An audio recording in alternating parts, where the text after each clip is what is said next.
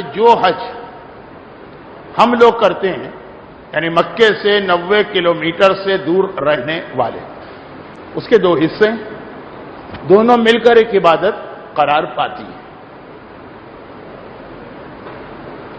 یہ حج جو ہم لوگ کرتے ہیں اس کا نام ہے حج تمتع۔ پھر یہ حج تمتع کی اپنی 3-4 کیٹیگریز بنتی ہیں ہر حاجی کے حالات کی وجہ سے۔ اگر اپنا واجب حج کر رہا ہے تو حج اسلام کہلائے گا۔ حج تمتع پورے حج کا نام، اس کا حج اسلام۔ حج اسلام مانے واجب حج۔ حج واجب نہیں ہوا ہے اور دل چاہ رہا ہے حج پر جانے کا، جیسے قرضے کا مسئلہ آیا تو وہ کہلائے گا حج مستحب یا سنت حج۔ کسی اور کی جانب سے حج پہ جا رہا ہے، چاہے پیسے لے کر چاہے پیسے نہیں لے رہا ہے، خود ہی اپنے والد مرحوم، والدہ، نانا، دادا، نانی کسی کے لیے کر رہا، تو پیسے لے کہ پیسے نہ لے وہ کہلائے گا حج بدل۔ شیعہ علماء کے پاس حج بدل کے مقابلے میں حج نیابت کا لفظ استعمال ہوتا ہے، لیکن الفاظ سے کوئی فرق نہیں پڑتا۔ اور یہ ہے کہ اگر کوئی احتیاط والا حج کر رہا ہے جو ہمارے قافلے کا مسئلہ نہیں، تو وہ حج معافی ذمہ یا حج احتیاط۔ یہ چاروں کے الگ الگ جو حج ہے، طریقہ سب کا ایک ہے، اور یہ چاروں لوگ واجب والے، سنت والے، کسی اور کی طرف سے حج بدل کرنے والے جو حج کریں گے اس کا نام حج تمتع ہے۔ عربی میں تمتع کے معنی ہے لطف، مزہ، پلیجر۔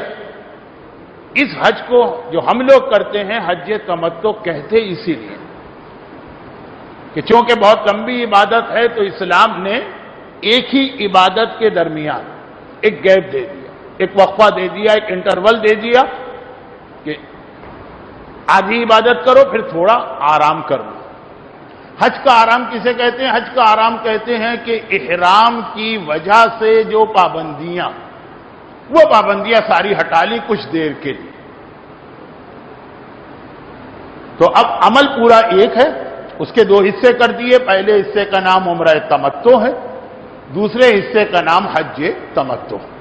ہر وہ آدمی جو دنیا کے کسی بھی علاقے اور خطے سے سرزمین حرمین میں پہنچ رہا ہے اور اپنا حج شروع کر رہا، تو پہلے اسے عمرہ تمتع کرنا ہے، جس میں نمبر 1 میقات سے احرام باندھنا، نمبر 2 کعبے کا طواف کرنا ہے، نمبر 3 نماز طواف، نمبر 4 2 پہاڑیوں کے درمیان سعی، اور نمبر 5 اور آخری عمل تقصیر یعنی تھوڑے سے بال کاٹ لینا۔ جیسے ہی تقصیر کی آپ نے تو حج ابھی چل رہا، لیکن احرام اتر گیا کا مطلب اس کی ساری پابندیاں ختم ہو گئی۔ بس بیچ میں چند دنوں کی اسلام نے آپ کو لطف، مزہ، ایک پلیجر کی مہلت دے دی ہے، جس میں آپ مکے میں بالکل اس طرح سے رہیں گے جیسے اپنے شہر کراچی میں۔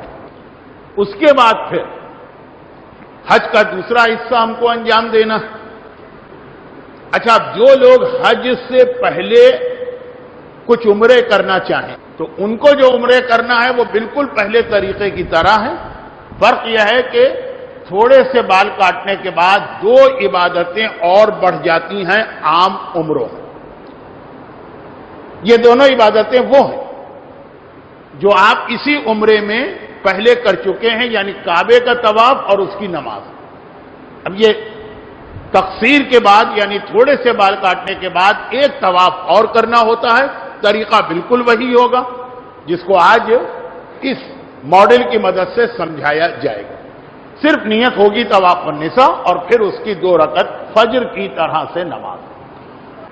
لیکن جب آپ نے ارادہ کیا کہ اب مجھے حج شروع کرنا ہے، تو دنیا بھر کے وہ قافلے جو 15 دن، 16 دن، 18 دن کے لیے حج کا سفر اختیار کرتے ہیں، وہ وہاں پہنچتے ہی حج شروع کر دیتے ہیں۔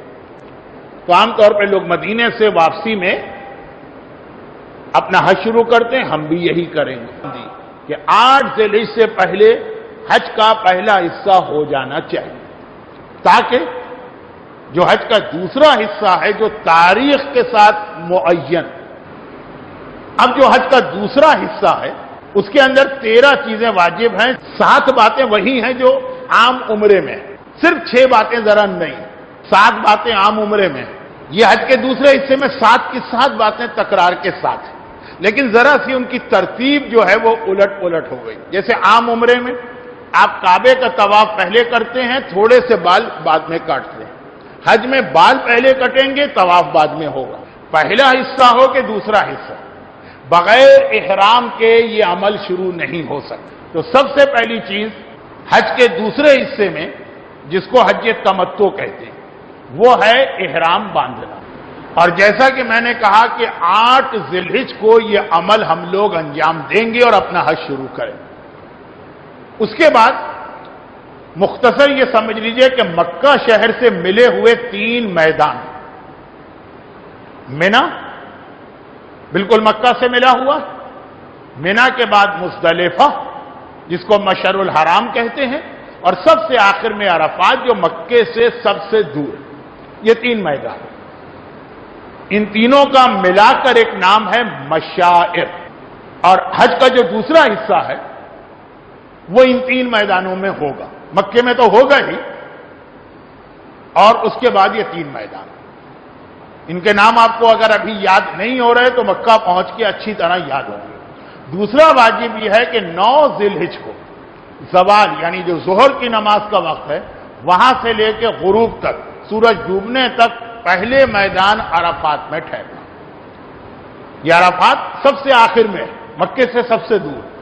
تو 8 تاریخ کو احرام پہنیں گے، 9 کو ہمیں عرفات میں ظہر تک پہنچ جانا۔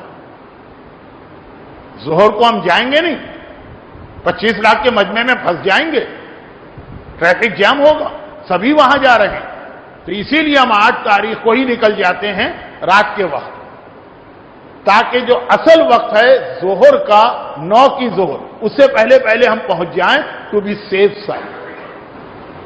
مسئلے کے اعتبار سے پہلے جانے میں کوئی حرج نہیں، دیر اگر ہو گئی تو آپ کا پورا حج غلط۔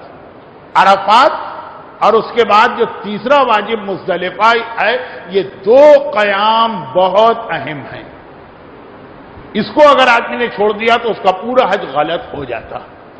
تو خیر مختصر یہ کہ ایک میدان ہے عرفات، اس میں ہم کو ظہر سے مغرب تک قیام کرنا واجب ہے، مگر احتیاط کی وجہ سے ہم کئی گھنٹے پہلے آ جاتے ہیں۔ اس میدان میں بہت ہی عارضی انتظام ہوتا ہے، شامیانے سے لگے ہوتے ہیں، واش روم بھی نسبتاً کم ہوتے ہیں، کیونکہ 1 دن سے کم کا قیام یہاں پہ لوگوں کا ہوتا ہے۔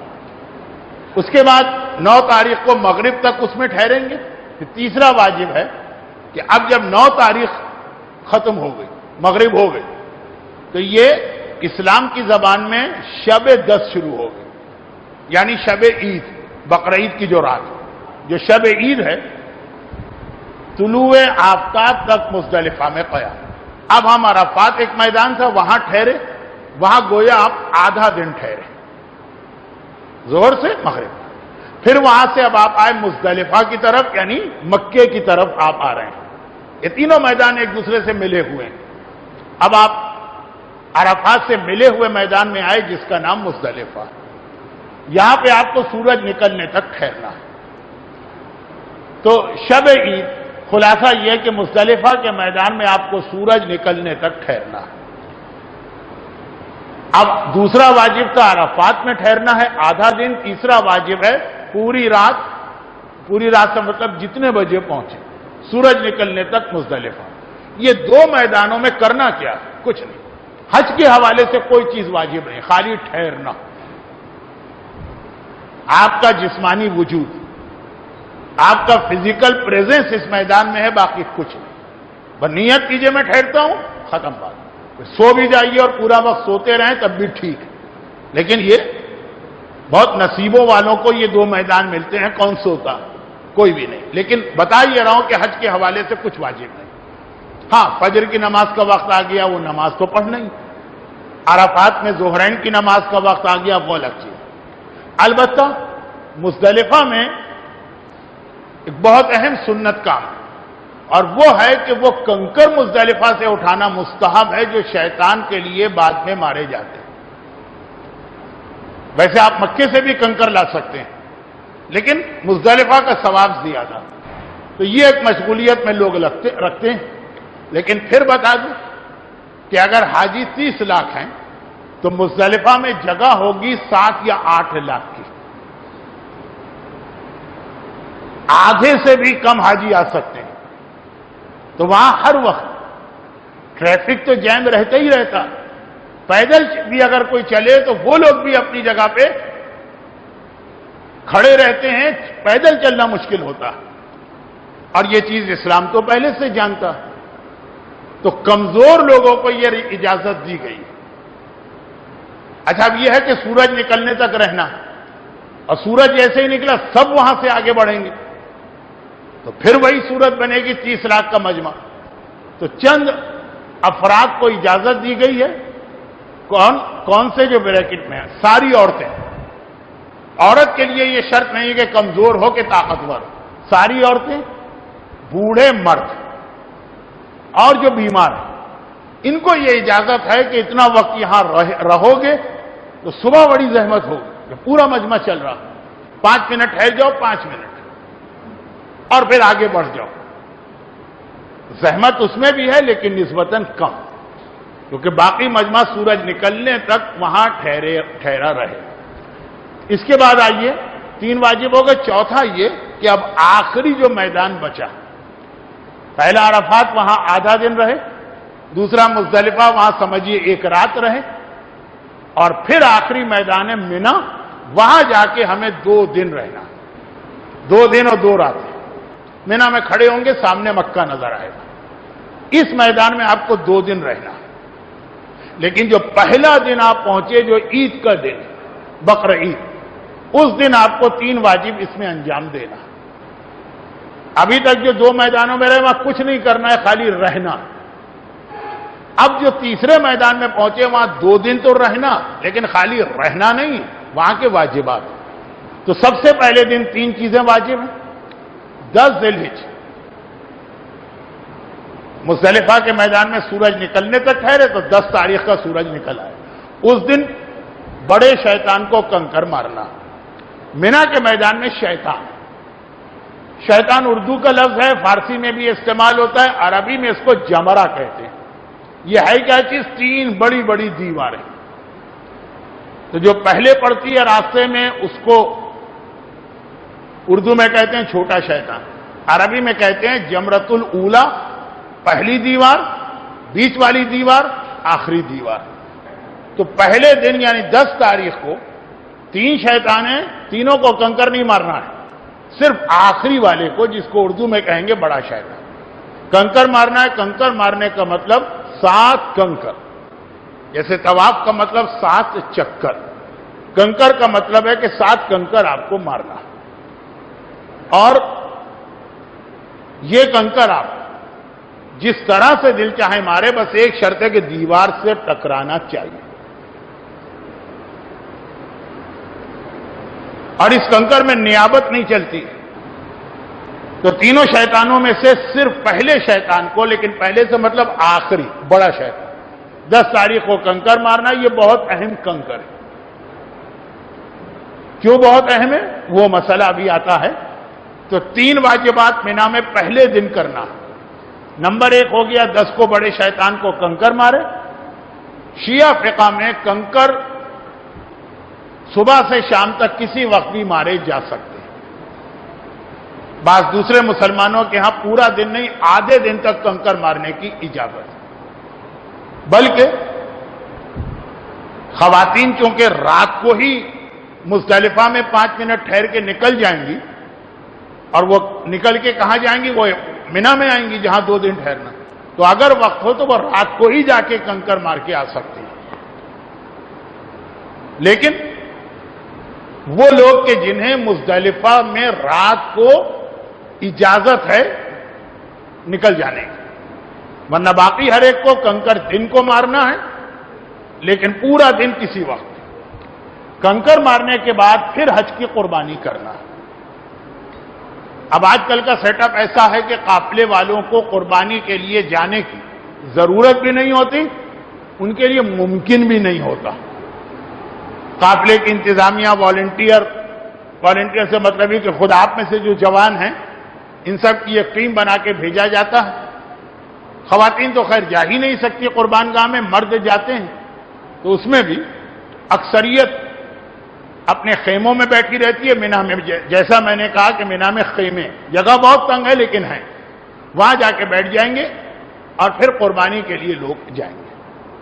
تو وہ بہت سارے مسائل اب فی الحال ضرورت نہیں، جانور کیسا ہو، کیا شرائط ہو، کیا عمر ہو، کیا دانت وغیرہ ہو، یہ اب آپ کو دیکھنا ہی نہیں. تو جو قربانی کریں گے آپ کی طرف سے یہ ان کا مسئلہ. البتہ دو باتوں کا خیال رکھیے گا. نمبر ایک، امام خمینی کے فتوے میں یہ واجب ہے کہ جانور کو ذبح کرنے والا شیعہ ہونا چاہیے. اب وہاں اپنے ہاتھ سے تو ذبح کرنا ممکن بھی نہیں ہے، یہ بہت مشکل ہے. تو جو قصائی وہاں ہوتے ہیں عام مسلمان، باقی مراجع کہتے ہیں کوئی فرق نہیں پڑتا، کسی بھی مسلمان سے آپ جانور ذبح کرا سکتے ہیں. کہ جب قربانی کر لیں گے تو قربانی کے جانور کے 3 حصے کیے جاتے ہیں. اب یہ اختلاف ہے مراجع میں، بعض کہتے ہیں 3 حصے کرنا واجب، ایک اپنا حصہ، اپنا نہیں خود کھانا، دوسرا حصہ مومن بھائیوں کا، تیسرا حصہ شیعہ غریبوں کا. بعض مراجع کہتے ہیں یہ واجب، اور بعض کہتے ہیں کہ یہ مستحب، اور بعض کہتے ہیں کہ غریب کا حصہ پہنچانا تو واجب ہے، باقی 2 مستحب. یعنی چاہے آپ کھائیں چاہے ایسے ہی وہاں پھینک کے آ جائیں، مومن کا حصہ چاہے اس کو دیں چاہے ویسے ہی پھینک کے آ جائیں. اب ذرا سا مسئلہ اس لیے کنفیوز کر دے گا کہ اس میں آغا خوئی کا نظریہ الگ ہے، امام خمینی کا نظریہ الگ ہے. سب سے آسان امام خمینی کا ہے کہ کوئی تقسیم واجب نہیں، نہ غریب کو دینا واجب ہے، نہ مومن کو دینا واجب ہے، نہ خود اپنا حصہ لینا واجب ہے. آسان طریقہ. لیکن مقلد چونکہ بہت کم ہے ہمارے یہاں، تو آغا خوئی کا نظریہ الگ ہے، آغا سیستانی کا الگ ہے.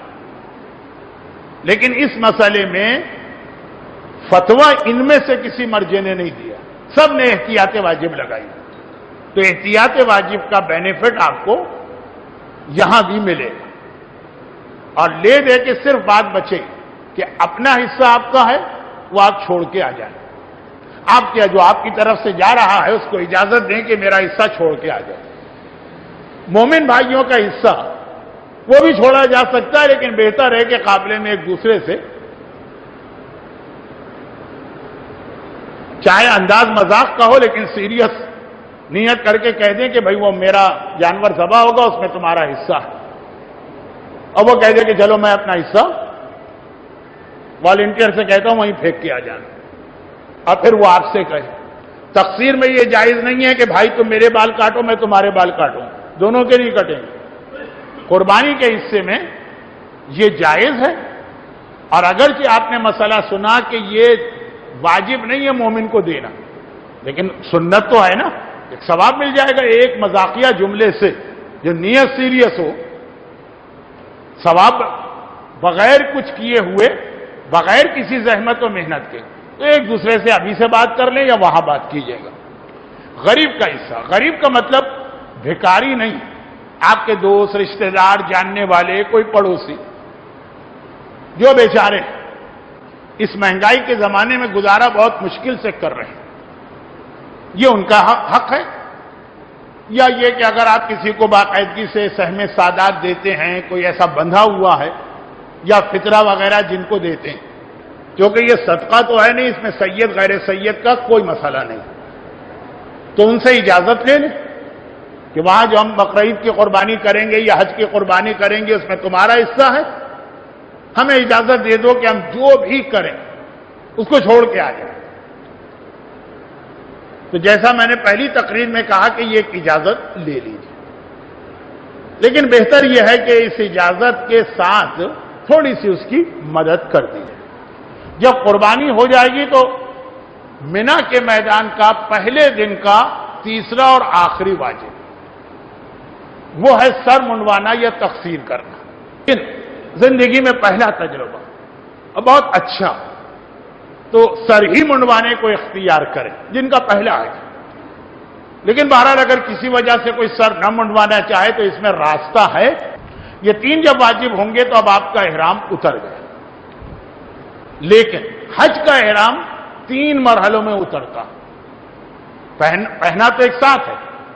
इहराम उतरने का मतलब आपको बताया, इहराम का मतलब है वो चीजें हराम हो गई। अब इहराम उतरने का मतलब है कि चीजें हलाल हो रही, सब एक साथ हलाल नहीं होंगी।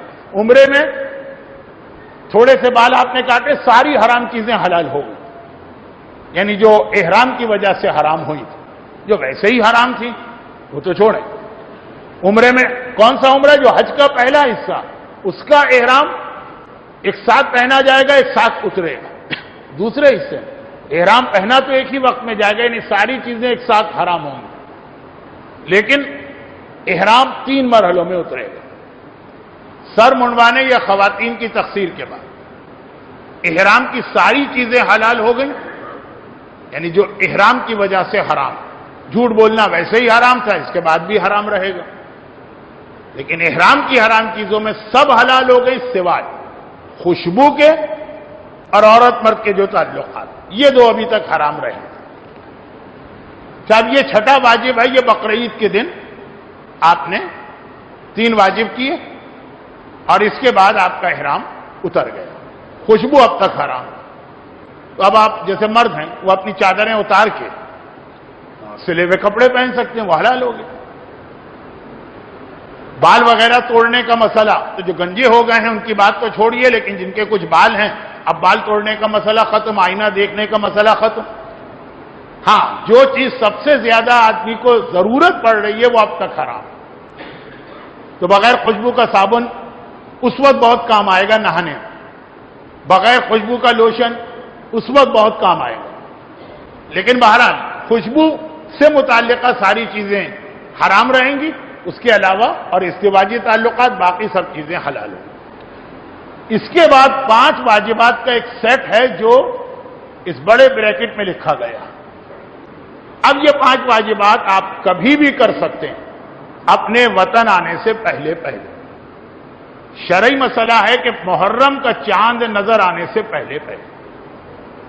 तो 10 तारीख को आप मिना में हैं, 29 जिलहिज तक इजाजत है।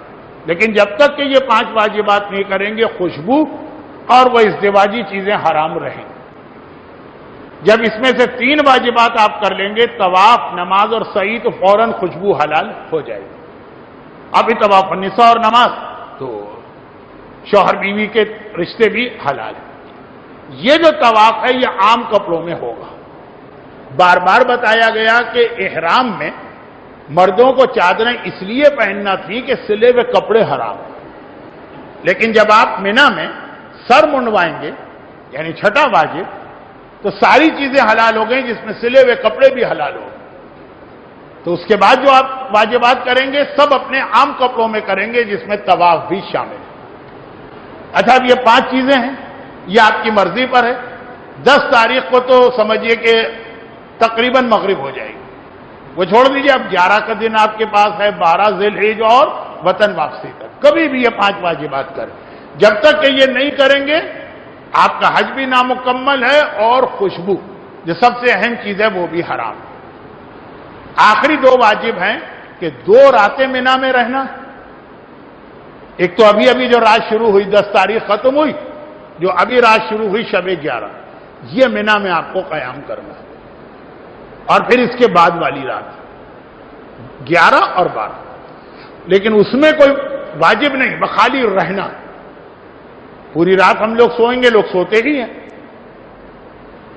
11 और 12 2 तारीख, इसकी रातें रहना है। और जब रातें रहना उसके अगले दिन, तो जो 2 रातें रहेंगे उसकी अगला दिन जो आएगा 11 का दिन और 12, उसमें तीनों शैतानों को 7 7 और 7 कंकर मारना, और तरतीब के साथ। पहले छोटे को जो आपके खेमे से सबसे पहले पड़ेगा, उसके बाद दरमियानी को, फिर आखिरी को जिसके सामने आपको मक्का नजर आएगा। تو 2 راتیں رہنا ہے اور 2 دن یہ آپ کو کنکر مارنا ہے۔ اب پہلی رات آپ کو رہنا ہے 11 ذی الحجہ، اس کے بعد سورج نکلا، 11 کا دن شروع ہوا، 3 شیطان کو کنکر مارنا، 2 گھنٹے میں فارغ ہو گئے۔ پھر پورا دن کیا کرنا ہے وہ آپ کی مرضی، اسی خیمے میں رہیے دن بھر، مکے میں آ جائیے اپنے ہوٹل میں، نہائیے دھوئیے، حرم جا کے 5 واجبات کریں، 11 کا باقی پورا دن کنکر مارنے کے بعد آپ کی مرضی۔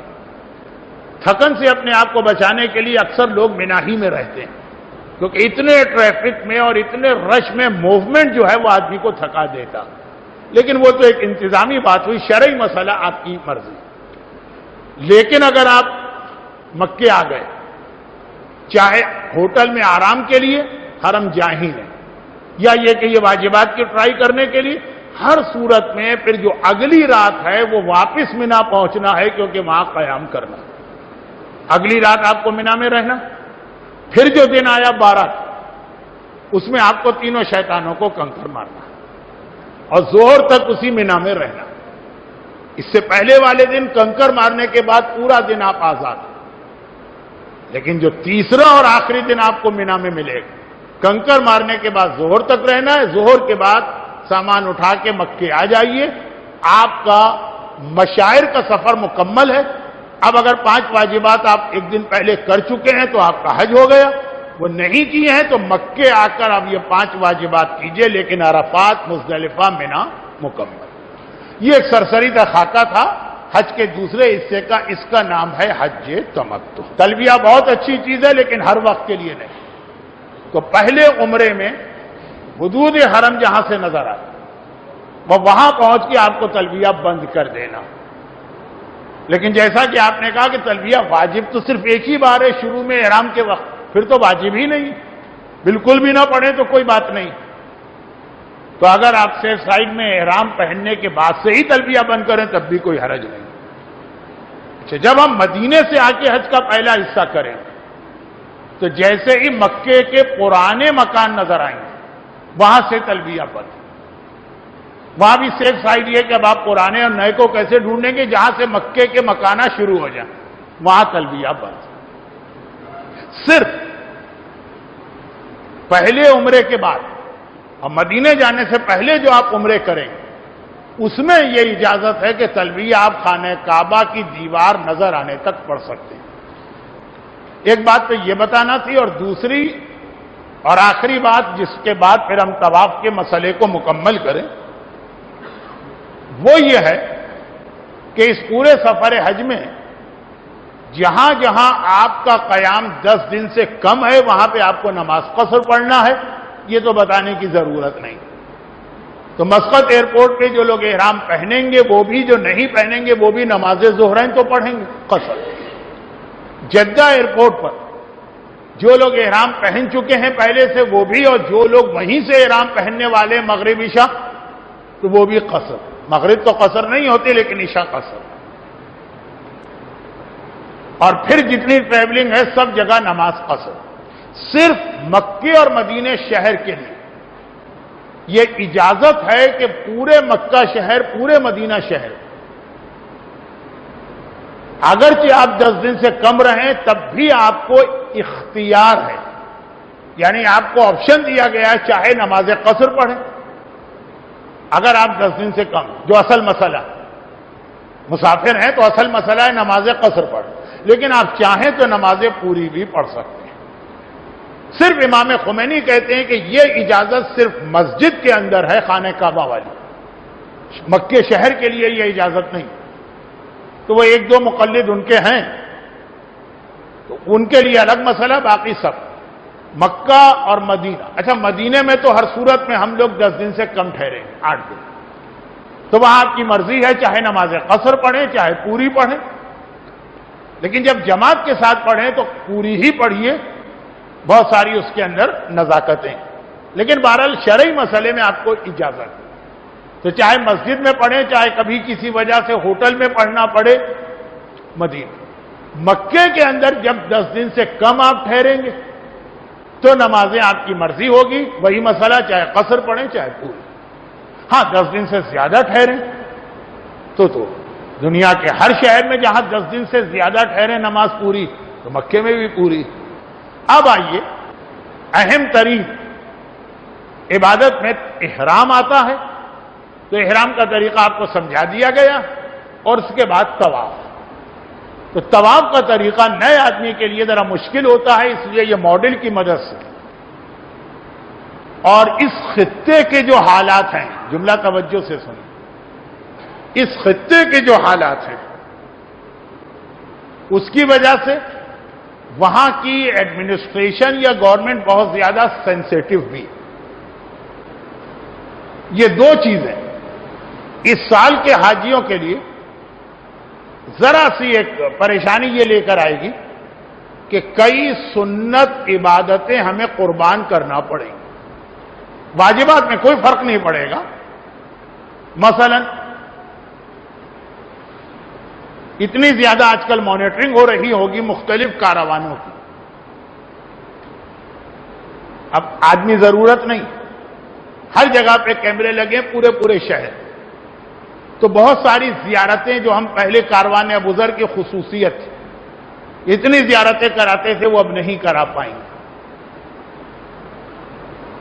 اور ضمناً ایک بات کہہ دوں کہ پچھلے 1-2 سال میں جتنی بار بھی زیارت کے قافلوں میں آغا سیستانی کے پاس جانے کا موقع ملا، تو خاص مجھ سے نہیں، ایک جرنل بات انہوں نے کہی کہ ان چیزوں میں آپ کو نہ رسک لینا ہے نہ الجھنا، اور رہبر آغا خامنہئی کا تو نظریہ ہی یہی۔ تو کچھ چیزیں اس سال آپ کو قربان کرنا پڑیں گی سنت عبادتوں یعنی زیارتوں میں، خاص طور پہ مدینے میں۔ کعبہ چوکور ہے، یعنی اس کے 4 کونے، ہر کونے کا ایک نام بھی ہے اسلام میں، ہر کونے کا ایک نام، جو ان میں سے بعض نام کام بھی آتے ہیں۔ وہ کونا جہاں سے طواف شروع ہوتا ہے اس میں حجر اسود لگا، حجر اسود جنت سے نازل ہوا، وہ پتھر جو اکیلا نہیں آیا، 2 پتھر ایک ساتھ آئے، ایک مشہور ہے حجر اسود، ایک غیر مشہور ہے۔ کعبے کی حجر اسود دیوار میں نہیں لگا، کونے میں لگا ہے، کارنر، اور اس کے چاروں طرف چاندی کا ایک حلقہ بنایا گیا۔ بوسہ دینے والے اس میں منہ ڈال کے بوسہ دیتے ہیں، لیکن حجر اسود کو بوسہ دینا عمرے اور حج کا حصہ نہیں۔ کوئی پورے سفر میں ایک بار بھی بوسہ نہ دے تو کوئی حرج نہیں۔ اب آج کل تو رش اتنا ہوتا ہے، دھکم پیل، جان کو خطرہ، عورتوں کے حجاب کے مسئلے، لیکن اگر کبھی خالی بھی ہو وہ، تب بھی حجر اسود کو بوسہ دینا نہ لازم ہے عمرے کے لیے نہ لازم ہے حج کے لیے کرنا۔ اس کے بعد خانہ کعبہ کا دروازہ ہے جس کا طواف سے کوئی تعلق نہیں۔ خانہ کعبہ کا دروازہ جہاں پر ہے اس کے نیچے دیوار کعبہ نیچے پہنچ رہی ہے، ایک سلوپ بنا ہوا، شریعت کی ٹرم میں اس سلوپ کا نام ہے شاذروان۔ یہ دیوار کعبہ کے بعد میں اتنا چوڑا ہے، یہ جگہ اتنی چوڑی ہے کہ ایک آدمی آرام سے اس پہ کھڑا ہو کے چل سکتا ہے۔ دیوار سے لے کے 13 گز دور اس طرح کا گولڈن ایک اسٹرکچر کھڑا ہے جس کے اندر شیشے کا گلاس لگا ہے، اور اس میں وہ پتھر ہے جو حضرت ابراہیم کے پیروں کا نشان اپنے اندر لیے ہوئے، یہ مقام ابراہیم کہلاتا ہے، اور یہ وہ پتھر ہے جو حجر اسود کے ساتھ جنت سے آیا تھا۔ جہاں جا کے یہ پہلی دیوار مڑ جاتی ہے، کونا بنتا، اس کے بعد تھوڑی کھلی جگہ ہے اچھی خاصی، 10-12 آدمی جا سکتے ہیں۔ اس کے بعد پھر یہ یو شیپ کی ایک سیمی سرکولر دیوار ہے، پوری گول بھی نہیں، آدھی گول، اور یہ انسانی قد کے برابر ہے۔ اس کا نام ہے حجر اسماعیل۔ بہت جگہ ہے اس کے اندر، 100-200 آدمی نماز بھی پڑھ سکتے ہیں۔ آج کل تو مارا ماری ہوتی ہے جب سے اس کی فضیلت عورتوں کو اور مردوں کو پتہ چلی۔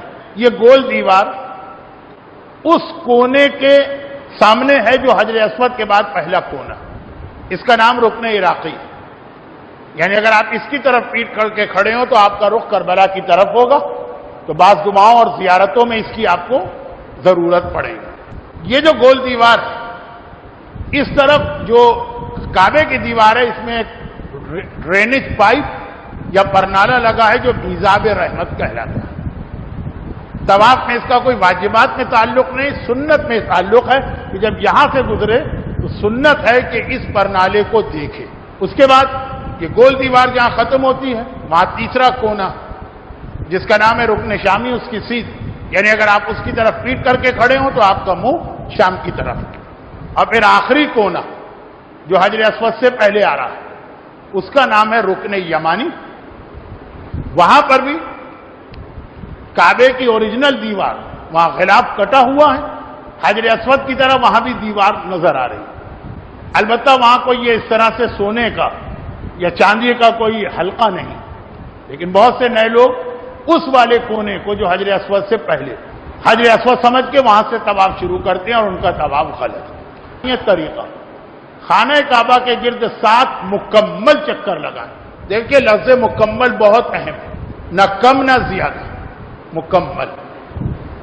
کیا اہمیت ہے وہ ابھی آتی ہے۔ چکروں کی تعداد یاد رکھیے، اس میں شک نہ ہو۔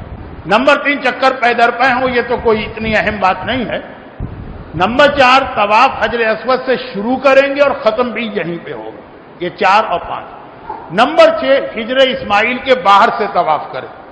طواف کعبے کے گرد بھی کرنا ہے اور یہ گول دیوار بھی آپ کے طواف کے اندر آئے، یہ ہے چھٹی شرط۔ 7واں آپ کو یوں آنا ہے، یہ کعبہ آپ کے بائیں طرف۔ 8ویں شرط ہے کہ طواف میں شادروان پہ نہ چلے، یعنی کعبے کے اتنے قریب نہ آ جائیں کہ یہ جو ایک چبوترا ہے آپ اس کے اوپر چل کے طواف کریں۔ تو 8ویں شرط طواف میں شادروان پہ نہ چلے۔ 9ویں جو شرط ہے یہ سارے مراجع کے پاس نہیں، یہ فی الحال جو مراجع ان میں صرف آغائے خمینی اور حافظ بشیر صاحب کے پاس، کہ طواف میں آپ کعبے کی دیوار اور مقام ابراہیم کے بیچ سے چلنا، جو 13 گز ہے۔ نماز طواف مقام ابراہیم کے پیچھے پڑھنا، اس کا مطلب یہ مقام ابراہیم ہے، اس طرح سے اس کے پیچھے کھڑا ہونا ہے کہ آپ کے سامنے مقام ابراہیم اور پھر کعبہ، ادھر نہیں پڑھ سکتے ادھر نہیں پڑھ سکتے۔ البتہ اس کے پیچھے سے مطلب دقت عقلی نہیں ہے، وہ میتھمیٹکس کے حساب سے، جیومیٹری کے حساب سے اسٹریٹ لائن نہیں، بلکہ خاصا اس کا اینگل جتنا پیچھے جائیں گے وسیع ہوتا جائے گا۔ مسئلہ لیڈیز کے لیے مقام ابراہیم کا حصہ پیچھے تک، اس کے پیچھے پڑھنا ہے، کہاں پیچھے؟ بالکل آخر صحن تک، جہاں بھی آپ کو جگہ ملے۔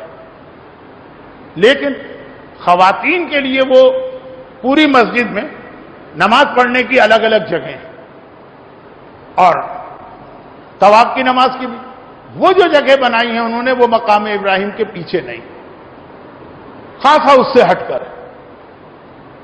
تو وہ مسئلہ یہ رہے گا کہ عورت دیکھے کہ جو مقام ابراہیم کی جہاں مرد ہیں بہت پیچھے جا کر اس طرح کے وہاں کھڑی ہو تو سامنے مقام ابراہیم اس کو نظر آ رہا ہے، کہ اگر وہ موقع مل رہا ہے وہ ہٹاتے بھی ہیں، وہ بھگاتے بھی ہیں، وہ توہین آمیز فقرے بھی کہتے ہیں، لیکن ان بٹوین موقع مل رہا ہے تو وہاں نماز پڑھے گی۔ اور اگر اتنی سختی اس دن ہے جس دن آپ عمرہ کر رہی ہیں، بالکل موقع ہی نہیں دے رہی ہیں وہ عورتیں جو وہاں کی انتظامیہ کی جانب سے مقرر ہے، تو پھر جو جگہ بنائی گئی ہے وہ اگرچہ کافی ہٹ کر ہے مقام ابراہیم سے، بالکل پیچھے نہیں، وہاں کی نماز پھر صحیح مانی جائے گی۔ آغائے خوئی کے مرد اور عورتیں مقلد جب مرد نماز پڑھے تو یہ خیال کرے کہ اس کے آگے کوئی عورت نماز نہ پڑھ رہی اور اس کے رائٹ اور لیفٹ پہ بھی کوئی عورت نہ ہو ایک بالش کے اندر۔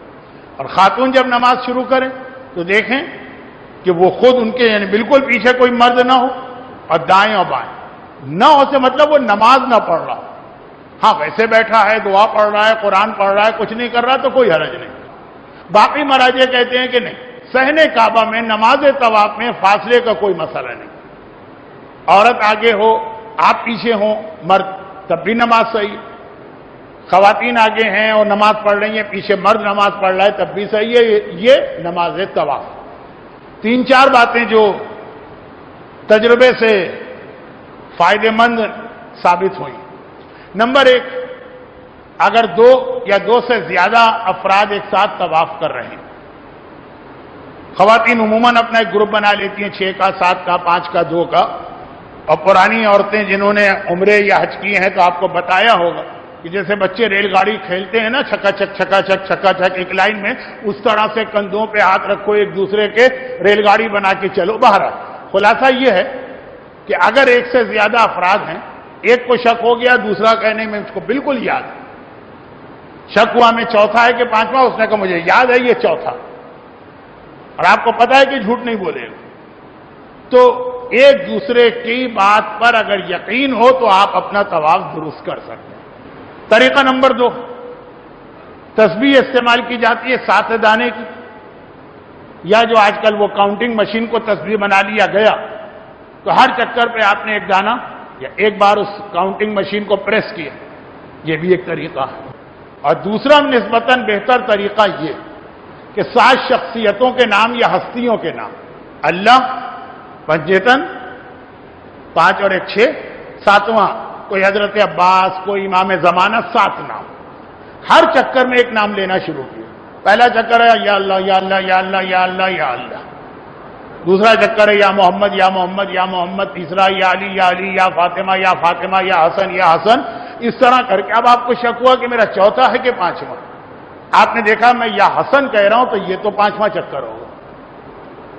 یہ بہت آسان بھی ہے، یعنی پورے 7 چکر ایک ساتھ لگائیں، اس کے بیچ میں گیپ نہ ہو۔ اچھا، اب آئیے 7 چکر آپ کو مکمل لگانا ہے، نہ کم نہ زیادہ، احتیاطاً۔ اب یہ لفظ سمجھیے، احتیاطاً، وہ اجازت ہے کچھ قدم بڑھانے کی۔ اب سب احتیاطاً کسے کہتے ہیں؟ حجر اسود تو آپ کو نظر تو آئے گا، لیکن ایگزیکٹ آپ کا کندھا اس سیدھ میں ہے یہ پتہ نہیں چلے گا، تو آپ کئی قدم پہلے سے، یا بالکل یقین ہو کہ اب تو ہم حجر اسود سے پہلے، وہاں سے طواف شروع کریں گے۔ دل میں نیت کریں گے کہ میرا طواف اس وقت شروع ہوگا جب میں بالکل حجر اسود کے سامنے، آپ نے چند قدم پہلے سے شروع کیا، مگر دل میں کہیں گے کہ یہاں سے میرا طواف شروع نہیں ہوا، یہ تو میں احتیاطاً چل رہا ہوں، میرا طواف وہاں سے شروع ہوگا جب میں بالکل حجر اسود کے سامنے ہوں۔ وہ خود آپ کو بھی نہیں پتا ہوگا کب، اللہ کو تو پتا ہے۔ انگریزی محاورے میں بال کو اللہ کے کورٹ میں ڈال دیں گے آپ، کیا اللہ یہ حساب تو لگا لے، میرا طواف جہاں سے میں نے شروع کیا وہاں سے نہیں۔ ذرا اس پہ غور کیجیے گا، چلتے چلتے جب میں حجر اسود کے سامنے پہنچا، مجھے خود نہیں پتا، تجھے تو معلوم ہے نا، وہاں سے میرا طواف شروع ہوگا، اور 7 چکر لگائیں، آخری چکر میں یقین پیدا کرنے کے لیے حجر اسود سے آگے آ جائیں، خیال ہوگا جب میں حجر اسود کے سامنے پہنچا وہاں پہ میرا طواف مکمل ہوگا۔ پھر جو چند قدم میں چلا یہ احتیاطاً۔ اب اتنی لمبی چوڑی نیت ہر وقت نہیں کرنا، دل میں خیال رہے کہ میں احتیاطاً کچھ پہلے سے شروع کر رہا ہوں، احتیاطاً آخری چکر میں کچھ آگے بڑھ رہا ہوں۔ کچھ سے مطلب کیا ہے؟ 100 قدم احتیاطاً، بس لفظ احتیاطاً ذہن میں رہے۔ کوئی پوچھے احتیاطاً کسے کہتے ہیں، تب آپ یہ بتائیں کہ احتیاطاً کا مطلب ہے جب چلتے چلتے میں حجر اسود کے سامنے گیا وہاں سے میرا طواف شروع ہوا۔ ہر چکر میں ہمارے یہاں رکنا واجب نہیں، لیکن چونکہ تمام دنیا کے مسلمان بھائی ہر چکر میں بھی رکنا لازم سمجھتے ہیں، حجر اسود کو دیکھ کے سلام کرتے ہیں، تو وہ تو عام طور پہ پورا جسم موڑتے ہیں، سینہ کعبے کی طرف ہے، بسم اللہ اللہ اکبر کہتے ہیں۔ آپ یہ سب نہ کیجیے گا کیونکہ کعبہ بائیں طرف رہنا چاہیے، آپ سیدھا سیدھا چلیں گے، جب پورا مجمع رک جائے تو آپ رک جائیں گے، زگ زگ ہو کے مجمع کو بائی پاس نہ کیجیے۔ زگ زگ کا مطلب اگر آپ یوں ٹیڑھا ہو کے گئے تو اتنی دیر آپ کی پیٹھ کعبے کی طرف ہے۔ اور شرط نمبر 7 یہ تھی کہ طواف میں کعبہ آپ کے بائیں طرف ہے، ایک قدم بھی اس طرح نہیں چلنا ہے کہ کعبہ کی طرف پیٹھ ہو جائے، یا جب آپ دوبارہ آئے تو کعبے کی طرف سینہ ہو۔ اسی لیے طواف کے درمیان کعبے کو چھونے، چومنے، بوسہ دینے یا اس کی طرف جانے کی کوشش نہ کرنا، ایک قدم بھی ایسا نہیں ہونا چاہیے جس میں آپ کا سینہ یا آپ کی پیٹھ کعبے کی طرف ہو جائے. جب آپ گول دیوار کے قریب جائیں گے تو کعبہ جو ہے نا اس سے آپ باہر چلے جائیں گے. جیسے دیکھیے اب کعبہ آپ کے بائیں طرف نہیں ہے, کعبہ تو پیچھے رہ گیا, گول دیوار بائیں طرف آ گئی. تو بالکل صحیح ہے جو لکھا ہے نا 7ویں شرط, طواف میں کعبہ بائیں طرف ہو, اس کا مطلب یہ ہے کہ جہاں دیوار کعبہ ہے تو وہ بائیں طرف ہو, جہاں گول دیوار ہے وہ بائیں طرف ہو. حج کی تیاریوں میں ایک تیاری یہ بھی ہوتی ہے کہ روزانہ آپ 1 گھنٹے 1.5 گھنٹے 2 گھنٹے پیدل چلنے کی مشق شروع کر دی. خدا بندہ ہمارے سفر حج کو آسان بنا, اسے قبول فرما, ہمیں اپنے گھر کے حج اور عمرے کی بار بار توفیق عطا فرما. پروردگارہ ہمارے اس قافلے کو خیر و عافیت سے اپنا سفر مکمل کر کے وطن واپس آنے اور گھر والوں سے ملحق ہونے کی توفیق عطا فرما. ظہور امام میں تعجیل فرما.